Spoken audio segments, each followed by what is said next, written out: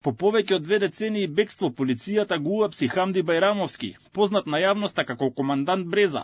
Од МВР велат дека 43 годишниот Бреза бил лоциран на 2 јуни на подрачјето Гази Баба, пошто веднаш бил приведен. Против него имало неколку активни потерници за вкупна затворска казна од 11 години, 5 години за кривично дело разбојништво и уште 6 години за неовластено производство и трговија со дрога.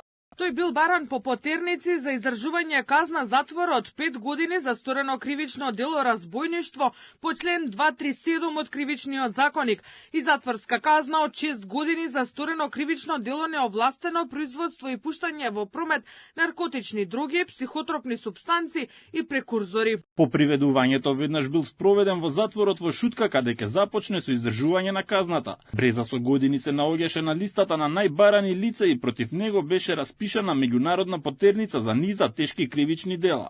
Неговото име на јавноста и стана познато во 2005 година, кога при претрес во неговиот дом во скопското село Брест беа пронајдени огромна количина оружје, минофрлачи, гранати, униформи и над 300.000 куршуми.